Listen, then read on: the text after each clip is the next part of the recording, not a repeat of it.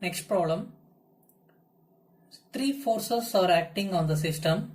So we need to find out a torque which is required at the link 2. So to make the system in a equilibrium condition. So previous problem, so I have explained about when the two forces are acting. So how to solve the problem. Now three forces are acting. Okay. So in the previous one, we will consider one force and we will neglect the another force. Same way here also, we will consider one force, we will neglect the two forces. First we will consider the P force, we will neglect the Q and S. Then we will consider the Q force, we will neglect the P and S. Then we will consider the S force, we will neglect the Q and the P force. So first we have to write it to a suitable scale. So I have already written. So in the previous problem, you can see that how to write this diagram with respect to a suitable scale. So I have taken one axis here. So 45-degree angle I have drawn 3 centimeter. So 1:100. So 3 centimeter line.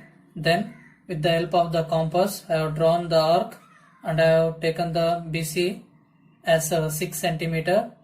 So they have given the AE 200 mm. So 2 centimeter I have make a point and then I have made a 50-degree angle. So then with respect to the other one, BD they have given 200. So I make it a point and then 60-degree.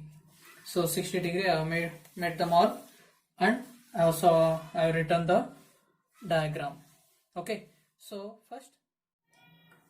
next step, we have to consider only one force and we have to neglect the other two forces. So neglecting the forces Q and S and consider the force P. Only I am considering the force P, I am neglecting the Q force and the S force. Okay, two forces I am neglecting, only I am considering the P force. So one force is acting means already I have explained in the previous problem how to solve that. So first we will consider the link 3 because link 3 is acted by only two forces. When you have gone for the link 2 and the link 4, so link 2 is acted by two forces and a torque. Link 4 is acted by three forces.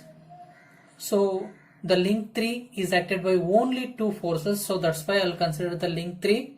So link 3, two forces are acting means the two forces should be on the same line. So that's why it will be on the line BC. So this is the BC line. So it will be on the line BC only. So we can find out the line of action of F43 and F23 because it will be on the same line. With respect to that, I will go for the link 4. So link 4 is acted by three forces. One is the external force from the link 3 and force from the link 1. So I have drawn that one. Then I will go for the force polygon. So they are given as 2000 Newton. So I will take it the scale as 400 Newton. If you want, you can take it to 500 Newtons also. So 400 means 2000 divided by 400. So I'll get it as 5 centimeter line I have drawn. So then I know the line of action of F14. I have drawn that. Line of action of F34. I have drawn that. So both it will coincide at particular point. First I will take it as A, B and the C point where the F14 and F34 line of action will intersect.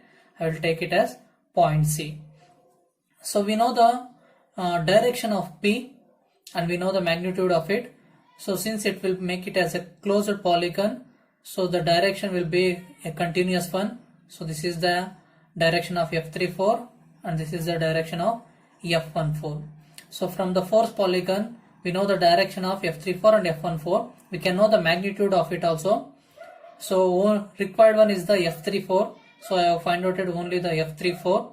So I have found out the length BC into the scale 400. So 5.4 into 400. I will get it as 2160 Newton. Okay. So based upon that value, I will go for the link 2. So link 2 is acted by two forces and a torque. So two forces that are acting parallel to one another. I know the in which direction or in which line of action F34 is acting. So the F34, based upon that I can go for the F43 direction of it. If you have not mentioned the direction also, no problem. So afterwards also we can mention that. So F34 it is acting, so in this direction means F43 will act in this direction. So F43 if it is acting like this, F23 will act in this direction. So F23 it is acting in this direction means, so opposite to that F32 will act. So F32 opposite F12. So you can see that F32 F12 in which direction it is acting. So the line of action it will be same as that of the F34. Okay, so I have drawn that one. So since the link, due to the two forces, the link will rotate in a anti-clockwise direction. So one torque is required to balance that one, TP. How to find out the TP value means, so we can find out the H. From that I can find out the TP value, the torque which is required. So this Q force is same as that of the previous problem which I have explained. So when you are going for the Q force, so this is the Q force which is acting on the link 3. So when you are going for the Q force, so only one force is acting here. Sorry, link 3 is acted by 3 forces, link 4 is acted by 2 forces, and link 2 is acted by 2 force and a torque. So when you are comparing the link 2, link 3 and link 4, link 4 is acted by only 2 forces. So that's why I will consider the link 4. So link 4 it is acted by only 2 forces. So I am considering the 2 forces which are acted. So since the 2 forces are acting means, so already we know that if there is a object which is sliding means there will be a perpendicular force will be acting, that is force normal to the surface. So I can know the line of action of F14. So from that I can say that the line of action of F14 is perpendicular one. So since the link 4 is acted by only 2 forces, so the F34 should be opposite to the F14, but it should be in the same line. So I don't know the direction, but I know the line of action. In this line only the F34 should act. Okay, from that I will go for the link 3. So this is the link 3. So link 3 I know the Q. So Q I know. So in which direction it is acting. So you can see the here. So Q direction I know. So BC line I have drawn with respect to a scale. So Q force I know. So link 3 is acted by F43. So 2 forces, that is F43 and F23. So F43 direction is, sorry, line of action is so same as that of the F34. So F34 it is acting in a straight line. So I have drawn the F43. Okay. So where the Q and line of action of F43 will intersect, I will call it as a O. So Q force, so F43 force. Both are intersecting at O. From that I will draw the line BO. So that is the line of action of F23, because so all the 3 forces should intersect at a common point. So these 2 forces are intersecting means this force also should intersect at the same point O. So from that I can know the line of action of F23. So when I know the line of action of F23, I know the magnitude and direction of Q, line of action of F43. So all those things I have known. So only I have to find out the magnitude and direction of F43 and F23. For that I will go for the force polygon. So I will take the scale as 1 centimeter is equal to 200 Newton based upon the Q value. So Q they were given as 800 Newton. So for the 800 Newton, I have taken as 1 centimeter is equal to 200 Newton. So Q, so 800 divided by 200 means you will get it as 4. So 4 centimeter line I have drawn. So with respect to the Q, so I have drawn the 4 centimeter line. So then I will take the line of action of F43. So F43, I will draw one line, and then line of action of F23. So with respect to the F23, I will draw the line of action of F23. So where the F23 and F43 will intersect, I will call it as C. So this is A, B and C. Okay, so based upon that I can find out the direction of it. Since it is a closed one, Q is acting in this direction means F23 will act in the continuous way, and then F43 will act in this direction. So I can know the magnitude of F23. So F23 is BC, length BC into scale.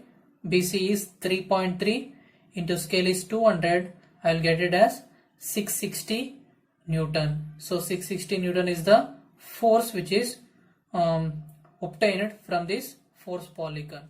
Okay, so from the force polygon, so I find out the F23.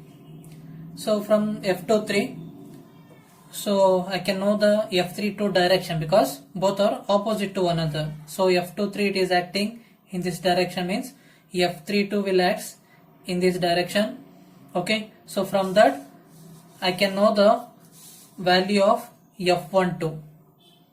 So F12 it is opposite to that, so the value will be same, that is 660 Newton only. Okay, so when I extended that line, I can measure the height. So distance between these two forces, that is 1.4 into scale. So I will get it as Q as 92.4 Newton meter. So that is with respect to the Q force. Now I will go to the another force. So I find out the torque which is required for the P force, torque which is required for the Q force. Then I will go for the torque which is required for the S force. Okay, so now I will consider the S force. I will neglect the Q force and the P force. So I will neglect the forces P and Q, and I will consider the force S. Now when you have seen the diagram,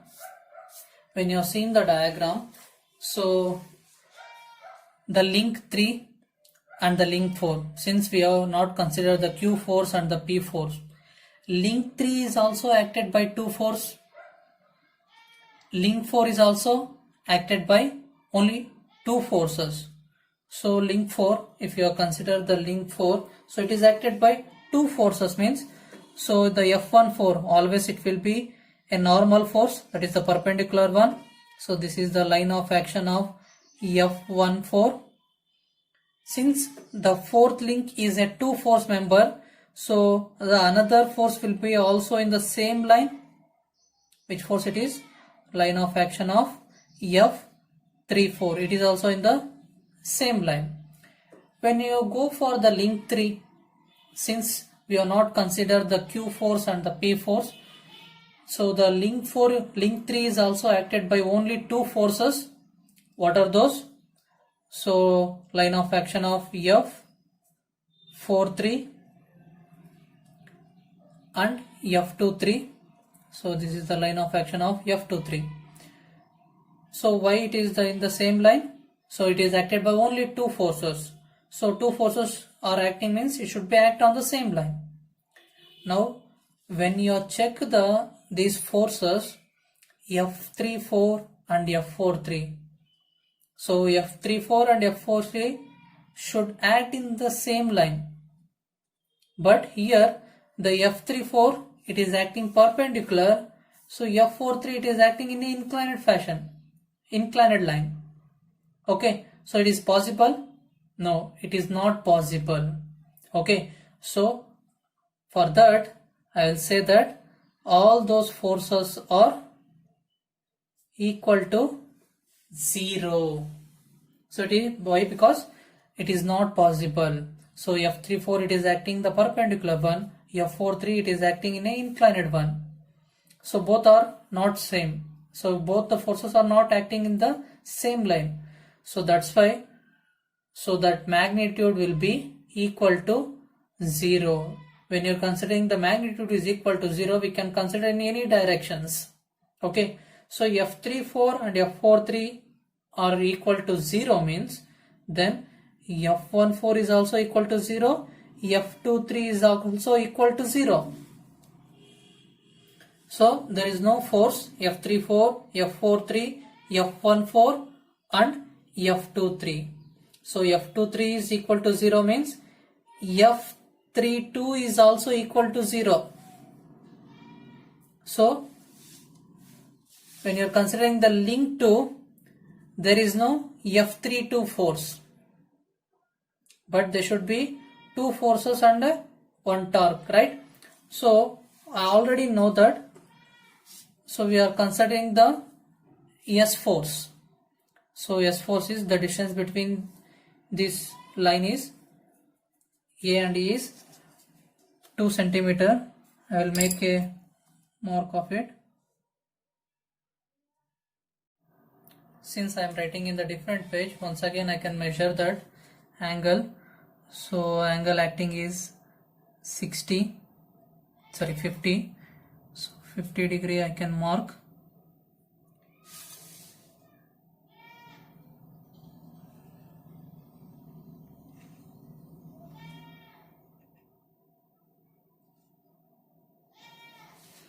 So this is the Q which is acting on it. So I know the Q force. S force. So in this direction it is acting. Now, so another force should be there in order to make it an equilibrium one. So another force will act at the next point.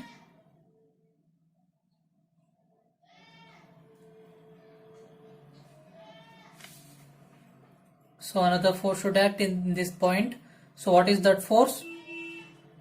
From the link 1, that is F12.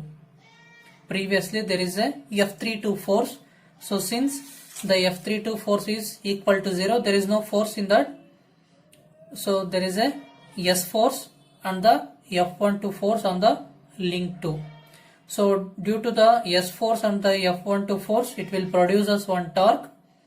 So in order to overcome that, we require another torque. So in order to find out that value, I will extend this line.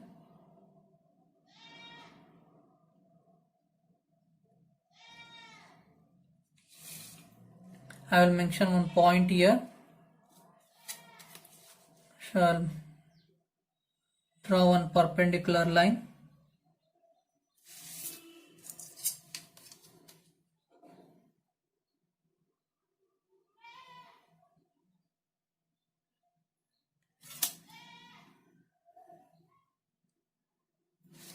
And I will measure that value.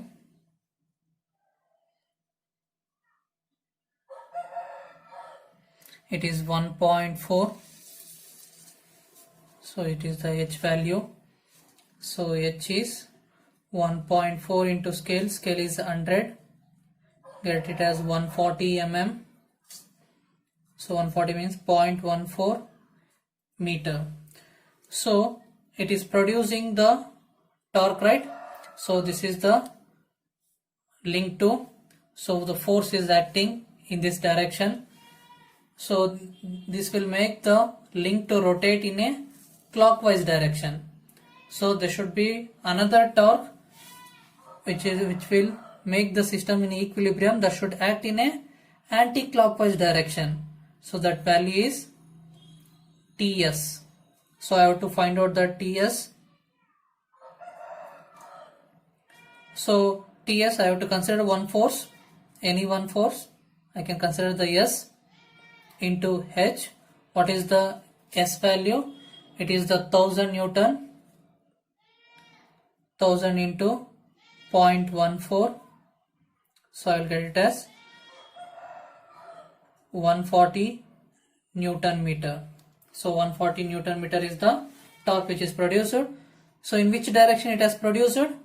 It has produced in the anti-clockwise direction, that is counterclockwise direction. So I have find out the torque of TS. So I have find out the TP and the TQ value. So 3 torques I have find out. I will write that one. So the TP is 583.2 Newton meter in clockwise direction. TQ is 92.4 Newton meter. In which direction? It is in a clockwise direction. I have not mentioned that, I will mention now. So clockwise direction. TS is 140 Newton meter in a counterclockwise direction. So previously all the forces are in a same direction, but here so two torques are in the same direction, another torque it is in a counterclockwise direction. So when you find out at the required torque T, so it is the TP plus TQ minus TS, because the direction is different one. Okay, so TP is 583.2 plus 92.4 minus 140, because it is in the counterclockwise direction. Okay, so if you are written plus also, plus of minus 140 you have to write.